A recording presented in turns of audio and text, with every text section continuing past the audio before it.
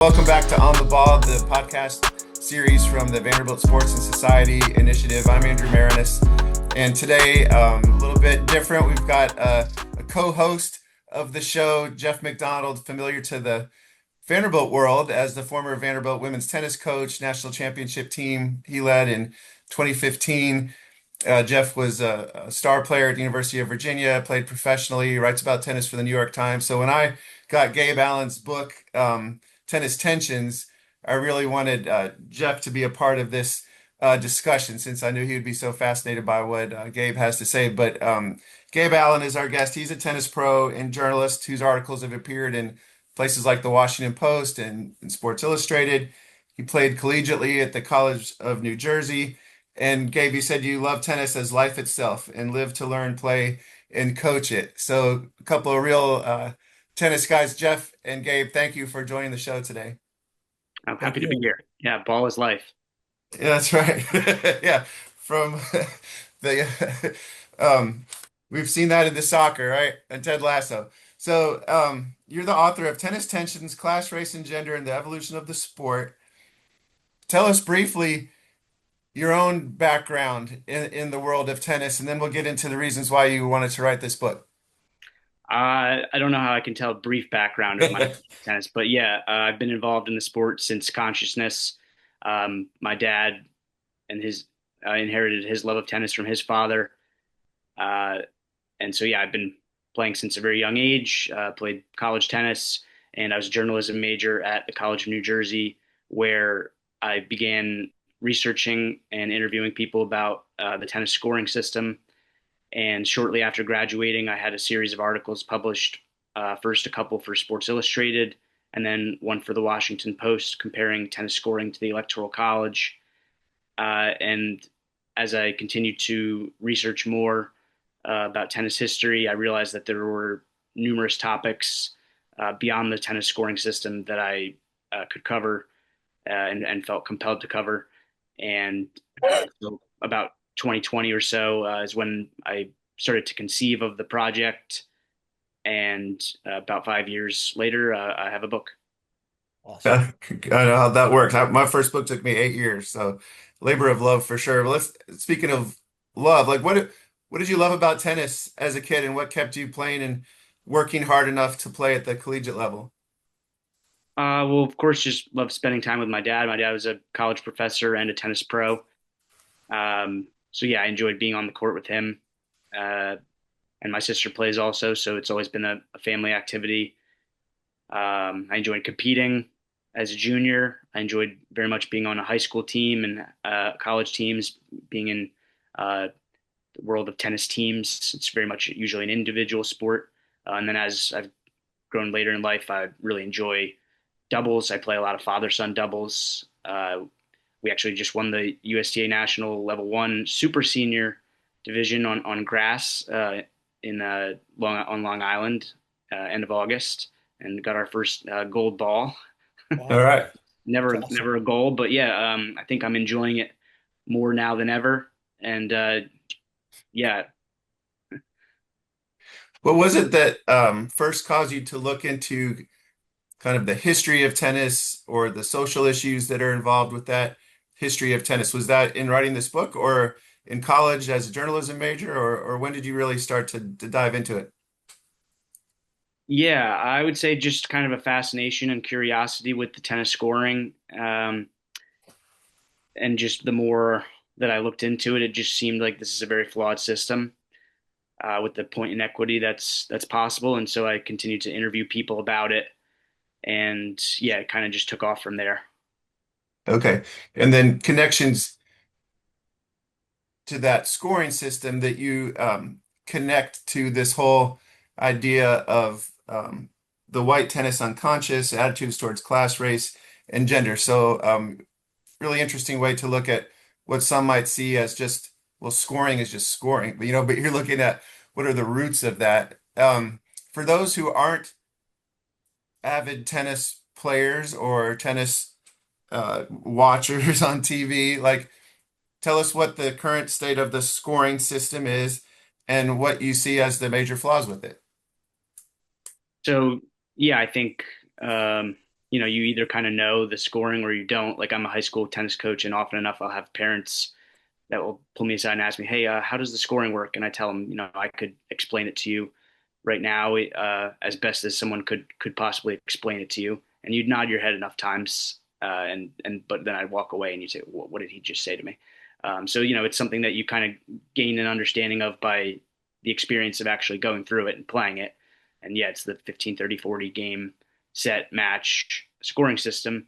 And yeah, the issues with it that I feel that need to be addressed is the point inequity. So within a set, I think most people are familiar that over the course of a match, the losing player can win more points than the winning player, and that happens in other sports where there are best of formats, best of a certain amount of number of games. But uh, the fact that there's this point inequity that's allowed within at these various multiple checkpoints and the continued restarting of the scoring, so to speak, uh, in the tennis scoring system, in a set, the losing player is able to win 10 points more than the winning player. So theoretically, you can be kind of outperforming your opponent in each set of the match, and just based on uh, the order of the points that were won, uh, sometimes the player who's being outperformed can end up winning. You acknowledge in the introduction to your book and throughout that, not everybody agrees with everything, that you have to say. It's intentionally provocative in some spots. So, Jeff, as a lifelong tennis player and coach, um, has this been something that you've thought about also? Like, what do you feel about the idea that there's inequities in the scoring system in tennis? Well, first of all, I enjoyed your book a lot, Gabriel. I'm a tennis lifer as well. You interviewed some people I know quite well, Richard Ashby. Um, I love Alan Fox's work, and there's some others that I think I saw in your acknowledgments that are friends of mine too. So we have a lot of crossover. Um, the other first thing I want to start off with is your author's picture is very similar to Torben Ulrich's picture. Have you ever seen one of the Sure. pictures of him? Do you know what I'm talking about? He's a lefty as you are, Oh yeah. and he's up in the air and he has his feet actually crossed, which is unusual. And yours is not far off. Was that something that occurred to you? Not purposefully, no. But of course, Okay. Torben Ulrich is a legend. Yeah. So, I guess, um, like you, you've studied the history of the game more than I have, but I loved the origins that I knew of Jus de Paume and the monasteries in the Pyrenees. And I'm fascinated by what you said about Puna becoming badminton. Um, Also, I've always been aware of the kind of classist, elitist origins of the game. But help me a little bit with the scoring. I have found tennis fascinating because the scoring system always allows a player a chance to come back till the bitter end, right? 6 love, 5 love, 40 love. You can, as we saw with Alcaraz, down love 40 on his serve at Roland Garros this year, and his ability to come back. Um, there's a beauty to that, and a kind of mastery and understanding of situations that when I read what you were talking about, your scoring notion, which is really interesting, but I was afraid we would lose those kind of situations. How would you respond to that?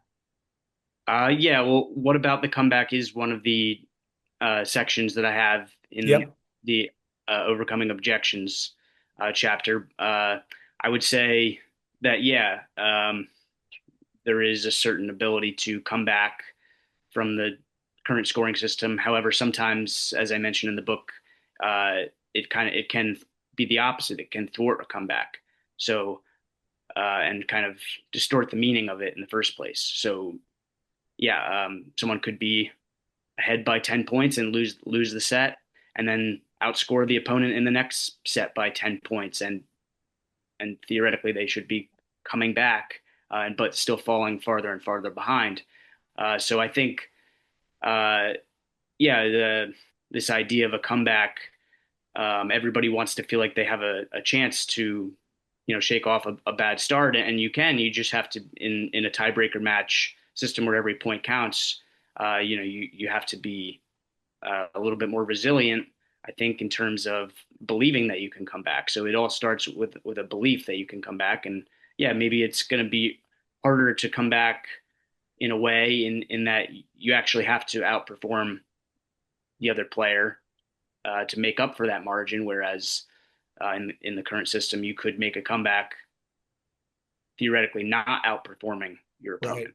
So I think a comeback in a system where every point counts is actually a real valid comeback. Whereas I think the comebacks in the current system, sometimes they're great comebacks and valid, and sometimes they're kind of just the system is making them into a comeback when maybe they weren't. So you mentioned Alcaraz, for instance, and not to take away from Alcaraz, he won the match. That he played under the rules that are there.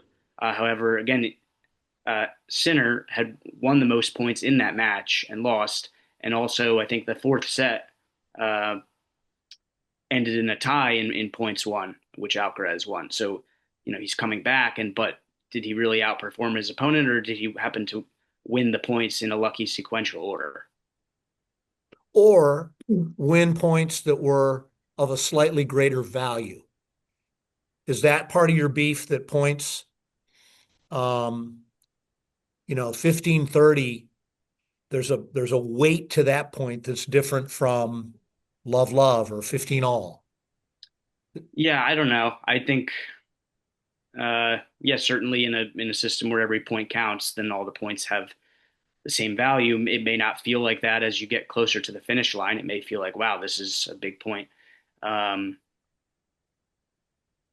yeah, I, but also it's like I just don't think that we're going to know which points are the important points. This is not something that we can know in the moment. This is usually going to be something that we know in hindsight. So maybe it's going to seem like this 15-30 point is such a big point, but by the end of the match, we may say, okay, well, that point didn't really matter that much. We just thought it did. Really, truly, the only point that's important in the current system is the last point. And I Right. quote Ed Faulkner, who he Yeah. was Davis Cup coach and the coach at Swarthmore, and his quote was "Win the last point." And Yep. so really, the only point that matters is the last point. So while we're talking about Alcaraz and Sinner, going ahead in the book to the bit about the game becoming too power based, would you say that with the big three, and I would even count Murray and Wawrinka in that, um, and then with Alcaraz and Sinner, we're seeing a return to um, touch, different heights and spins. I mean, I think Alcaraz credits his victory to his use of variety. Would you say there's a comeback in that realm, or do you still see the game as overwhelmingly power based? Uh, I don't know that I see the game as overwhelmingly in any kind of direction. I think sometimes these ideas, power and touch, I think people, yeah, are feeling like that the game is power based, but there's got to be a certain level of finesse in hitting the ball as hard as many of these players do, and also being able to control it. So I think we think of these things as two very separate ideas when really they're kind of uh, interlocked, Right, right? right. So, but yeah, I want certainly Alcaraz has maybe more variety in his game style and Sinner. So I think drawing it late to the conversation about how Federer is considered to be the greatest of all time, despite the stats maybe saying otherwise, based on people preferring his style of play. I think Alcaraz very much is kind of following in that Federer mold where people say, "Oh, he has everything," and kind of making him into the proper way to play and being this great white hope, so to speak, where he's got all the attributes versus Sinner is I think kind of following down that Djokovic path where Hmm. people view him as a phenomenal player, but maybe more robotic Hmm. and Good point. Yeah. So quickly, Okay. um, Go ahead, Jeff. Oh, sorry, Andrew. I'll shut up. Yeah, yeah. Ask one more. I was going to talk about the Arthur Ashe, Jimmy Connors Wimbledon final and the way you understood those two players. If you could kind of speak a little bit about that. Um, it's considered a tactical masterpiece by Ashe. And what you write is very highly complicated. If you could just riff on that match and what you saw and what you think it meant. Yeah, so you kind of have that Arthur Ashe match. The tennis world really loves to prop itself up, I feel, in that they celebrated Arthur Ashe's victory uh, and the first African American man to win a major tournament, the formerly amateur tournaments, or the Wimbledon, right? However, yeah, I argue that it's more a case of them celebrating his perceived whiteness. In this match, the really the identity of Ashe as a player prior to this match is that he's a big hitter, a free swinger, Yep. and there's the um McPhee book, Levels of the Game, Yeah. and Clark Graebner, describe has a long description of his game, and it's not very flattering, I guess, from his own perspective. And yeah, so the script is kind of flipped in this match where Connors, who's previously, for the most part, being described as having a woman's game, having been taught by his mother and grandmother, uh, versus Ashe, who theoretically is playing this serve and volley, playing like a man, and some people feel like all power and no touch. That the script is kind of flipped in this match, and yeah, that Ashe is being described as having put together this master class strategy win, and so not to say that he didn't play a smart match, but he did serve and volley. He did play his usual game, and yeah, he chipped and dipped on the return and put the ball at his feet and uh, you know made him uncomfortable. But I think the narrative to me suggests more kind of this attempt to make Ashe into this great white hope, so to speak, where he's defeated the low class Jimmy Connors. I always thought of Connors as like Pete Rose, you know, flat out kind of a working class player, and certainly ruffled the feathers of the All England club. But um, and I saw I'm old enough to have seen that match. I mean, the book on Connors was always chip to his forehand because he hit so flat, and Ashe did both chipping and almost no pace to his forehand. And yeah, he had an incredible serve. But that's how pretty much everyone played on grass. Connors maybe stayed back a little bit more. Um, I was thinking a couple things on the way over. One, if you'll recall, right before, I mean, Ashe was also very political. A lot of stuff in South Africa in the 70s. Right before his death, he was arrested at the White House protesting Haitian deportations. Um, how does that jibe with?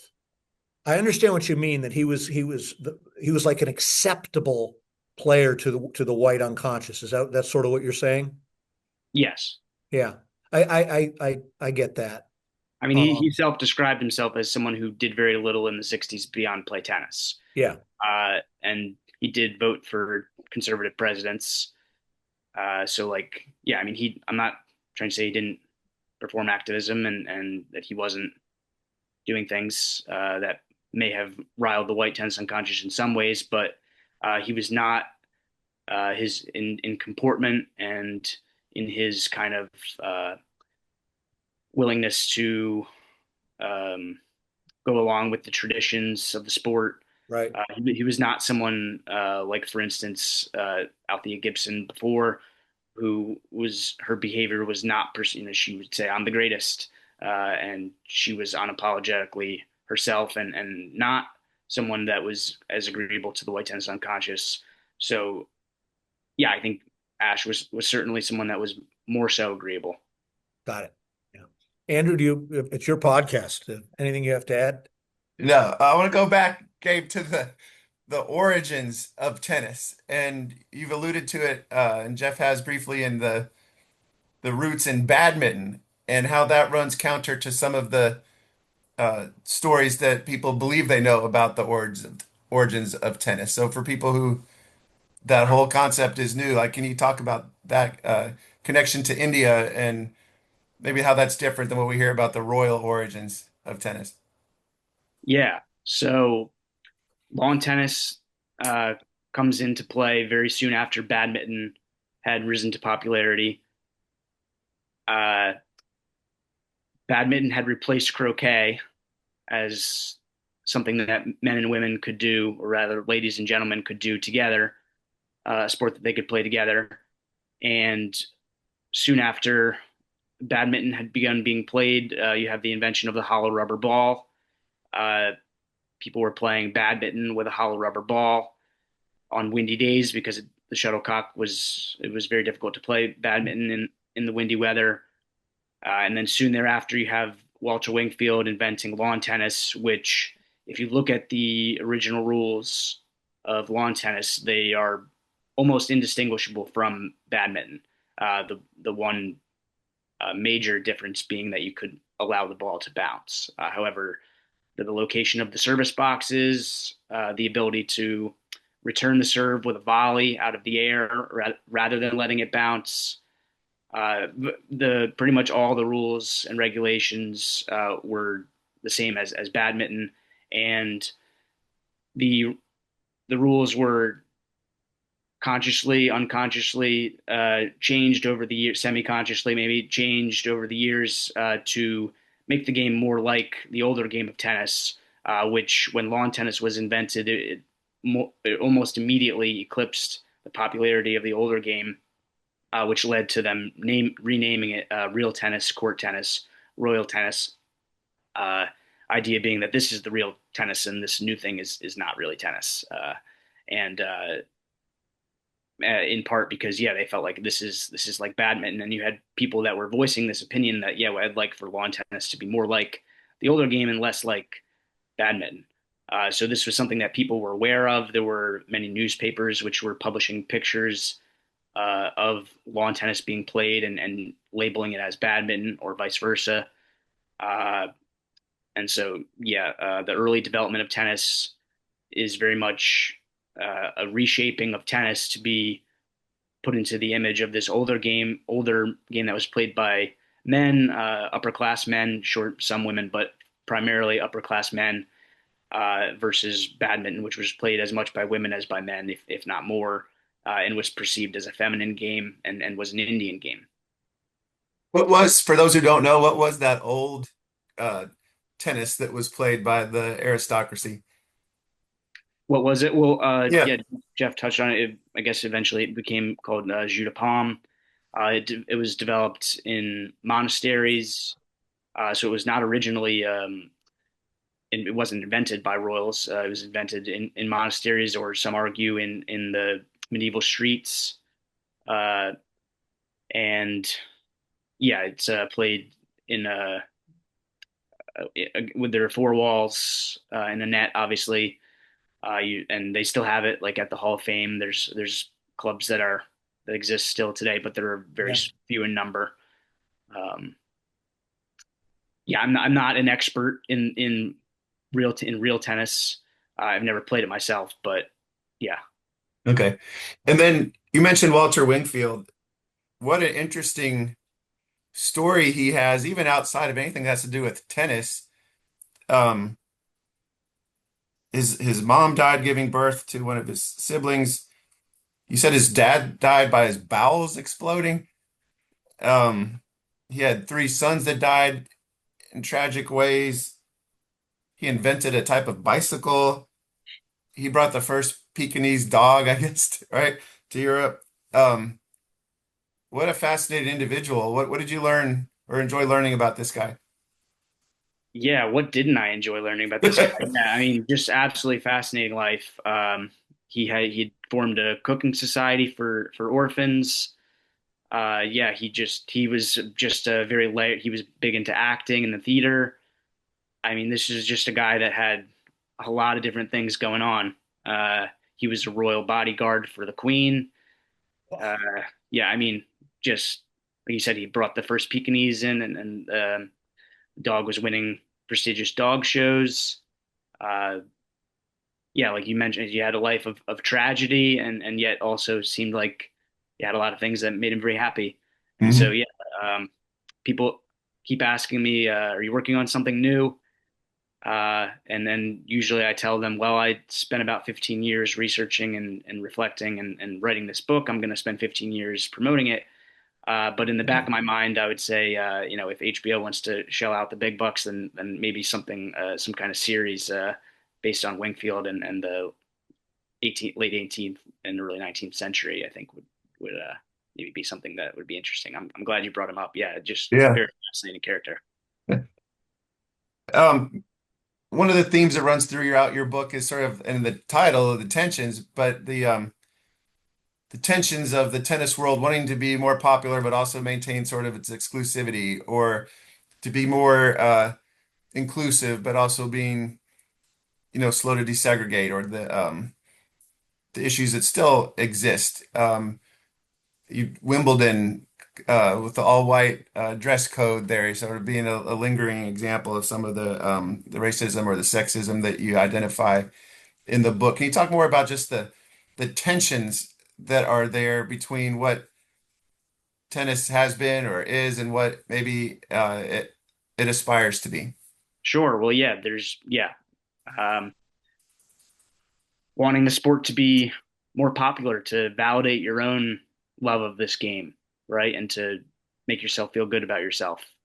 Uh, and at the same time, not wanting to lose control over the game, or to have yourself maybe like played out by better players, or have the culture changed too much, right? So yeah, it's this push and pull between change and the threat that change represents to white privilege, white meaning high class privilege.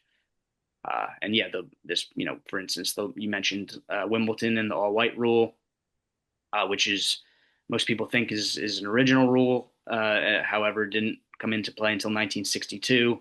Uh, and yeah, the origins of this being rooted in classism, where it was considered a characteristic of the lower laboring classes to show sweat stains, and so yeah, wearing white was a tradition and a fashion, but not a rule, and that this was introduced only after lower class and uh, non-white players had begun to break into the amateur world, and that the professional tennis was very soon to come.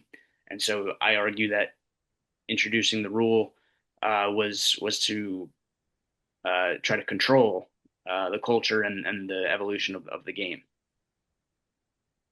Jeff, obviously as a man who played college tennis, professional tennis, but then a coach of women, like what have you experienced or observed over the years of the treatment of women in tennis and sexism in tennis? Um, it's definitely alive and well. I mean, you and I have discussed how women's sports are often diminished. The achievement is not held as in high regard as if a men's team does it, and how often a female athlete will be referred to by her first name. Um, you know, um, but I was thinking about something other interesting, and I'd love to get your take on this, Gabriel. Do you remember when Amelie Mauresmo was actually a fascinating woman in the game in the 21st century? Do you remember when she beat Lindsay Davenport in Australia in around 2000, 2001? Yeah, Davenport described her as looking like a man. And Navratilova started the incredible emphasis on fitness and strength training. What I've seen is the athleticism on the tour is so much more advanced. I mean, you go to a slam now, it looks like an Olympic village. Just incredible. The speed, the strength, everything. The coaching has gotten much more sophisticated. Um, but yeah, and Mauresmo being the first woman to coach a male player to number one in the world with which she did with Murray. But he caught so much flack for hiring Mauresmo. Um, and I guess I'm kind of rambling on. Um, I've seen the sport get so much better. I've seen the depth of the women's game on the pro tour. It's 300 deep now. I'd say 5 years ago it was maybe 180 deep. So the game seems to be getting better and better. And I wonder if you agree with this. I would say you could make a case that being a professional women's tennis player is the best path for a great athlete in terms of being a professional and making money. What are your thoughts on that? Well, it's certainly true from a financial perspective. I mean, I think they when they come out with the highest paid women, in the top 10 every year is 8 or 9 of the top 10 are women tennis players. And just to touch on what you mentioned about Maresmo, of course, you mentioned Navratilova, and people were saying the same things about her.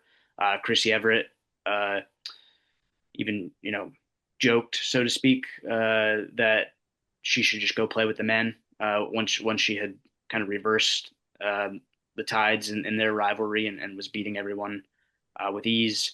Yeah, she said that she should just go and play with the men and leave us alone.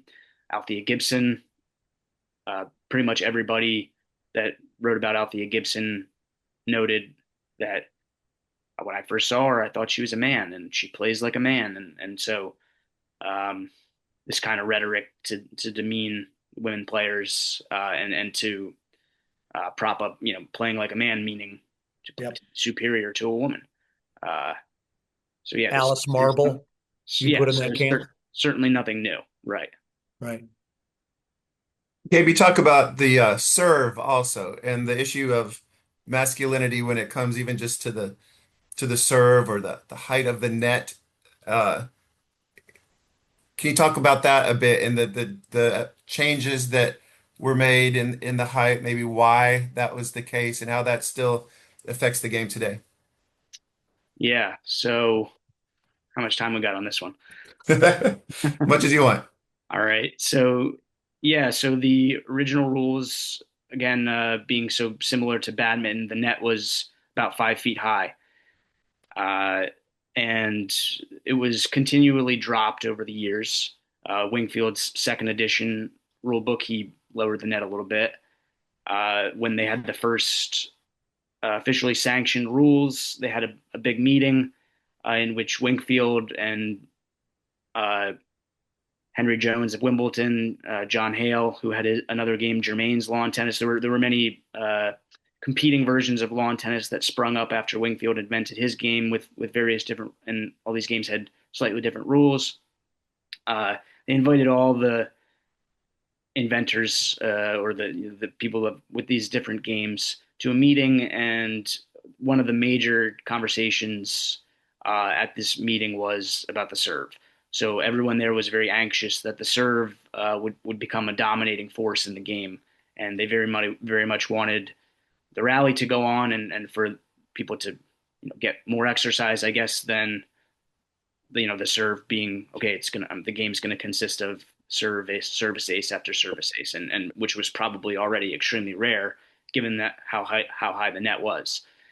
So while the MCC also lowered the net to 4 feet, uh, they moved the service boxes, which had been located in the back of the court, to the front of the court. So with a fairly high net, uh, and also at this time you were not granted a second serve unconditionally. Uh, the rules in pretty much all of these games limited your second serve opportunity to if your first serve did not clear the net or did not go in the court somewhere. Excuse me, you were not given a second serve at all. And in the Germain's lawn tennis game, you did not get a second serve under any circumstances. Uh, so yeah, you probably were not having very many fast serves at this time, Right. and this contributed to the idea that this was a feminine game. And Wimbledon, when it had its first tournament in 1877, it changed the rules dramatically. It lowered the net in stages over the next several years, and most glaringly, immediately for their first tournament, they changed the rules to allow two serves unconditionally. So in lowering the net considerably and allowing two serves unconditionally, uh, I feel that they were very much trying to shed this feminine image of the game and to promote more of this hard hitting. Uh, and seen with the serve, right? The people that were watching the first lawn tennis exhibitions, players of other sports like cricket, when they watched, they were very dismissive and deriding this new game, and that this is not this is. And you have many newspaper articles from various from Harvard Crimson, for instance, among many others that are saying, yeah, this is a game that's not fit for men. And so, yeah, lowering the net and allowing for the second serve uh, encouraged people to swing away without any concern for whether they missed or made it. And yeah, now today, of course, the serve is, they're yeah has become what it is now today with the advanced technology and the players getting better and better. And so yeah, I argue that holding serve is equivalent to maintaining one's manliness, and that yeah, the resistance to get rid of the second serve is tied to this idea that I want to be able to hold my serve because I want to feel like a man, and if I'm losing my serve, then this is to not be a man. Uh, so I think this would be one thing that would drastically improve tennis, and yeah, just I mean this it's kind of really the whole idea of it's called a serve, right? And to be in control, to be the favored person when you're serving is really kind of counterintuitive to the term. So it's really been the whole term has been really flipped on its side. Uh, am I within the time limit on this question? Really good. Jeff, I wanted to get your thoughts on that as a tennis player and coach, but also, I mean, you went to the University of Virginia and Ralph Sampson was a star there. I think you had some strength coaches that looked down on the tennis play. Like you're a college athlete, but you're not on the football team. Like, did you feel perceived differently because you were a tennis player and this whole idea of masculinity? But I know, like, when we talk, you talk about tennis players being the best athletes out there playing for hours by themselves, Yeah. without a, a bench, what are your thoughts on this whole idea of masculinity in tennis? Interesting. I'm going to think on that. I did a little research. I wrote an article once on the history of the serve, and I was fascinated by that experiment of bringing the net down, the service box, which ended up being, you know, we made our game better ultimately from my standpoint. The other thing I find fascinating about serving, and I'm really listening to your point on the second serve, is I always found it fascinating. You could have a player, Sharapova is a great example, unbelievable game, good first serve, never developed a second serve. So really, I mean, it was a huge flaw in her game. And that old axiom in tennis, you're only as good as your second serve.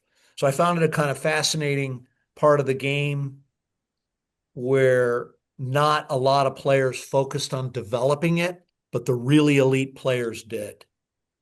Do you know what I mean? It's almost like if you're a really good junior, sometimes you can get away with not having that good of a second serve. But when you get up higher, it seems more important. That's why I always kind of valued that.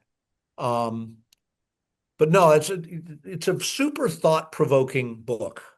Um, and rather than go, oh, I don't agree with that, I'm actually trying to just think on things. Um, you know, because the one thing I was fascinated about was your discussion of Gonzalez, who I find incredibly interesting. Um, and then I also wanted to ask you a question. Here's my question. In the I think it was the 1930s and 40s, and certainly into the 50s. Hard courts exploded in the American West, especially California. And the game went west, and the serve became a bigger deal because of the faster hard courts. What are your thoughts on that? Uh, well, I'm sure the serve was just as important on the grass, right? Yeah, yeah. but it became, Gonzalez developed on hard courts. Like the California big server became a fixture in tennis. Stan Smith ultimately, not you know Taylor Fritz now. I mean, there's a kind of California big serving style and I actually thought of hard courts as a kind of egalitarian public park development that made the game more democratic. Well, that is certainly true that that hard courts sprung up in the West. Yeah, they were much more affordable, and yeah, that's why you have some of the first players that broke through on the amateur circuit. Maurice McLaughlin, Yeah.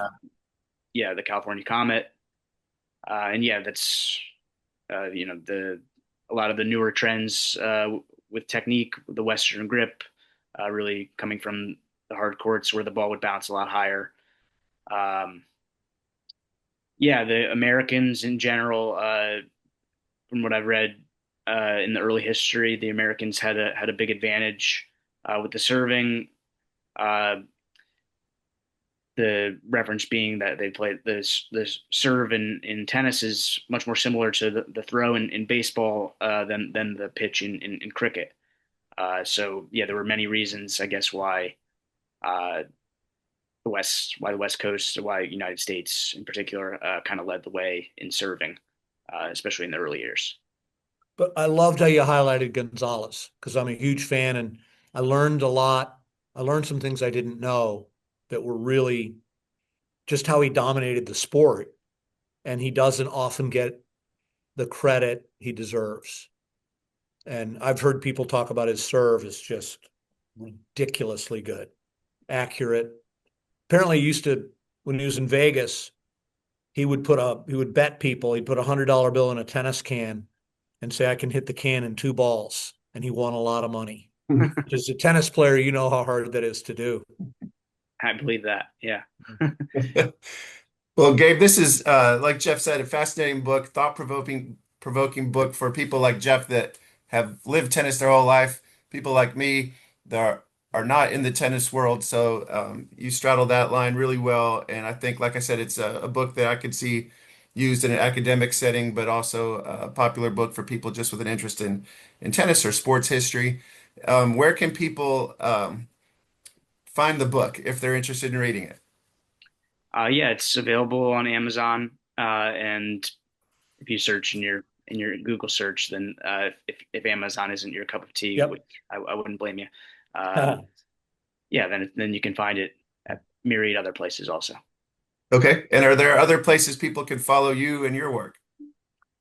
Uh, yeah, I'm mostly promoting this right now. I'm on Twitter a little bit, or the various social medias a Okay. little bit. You can follow me on any of that and see more reviews. I'm constantly posting reviews that people are writing.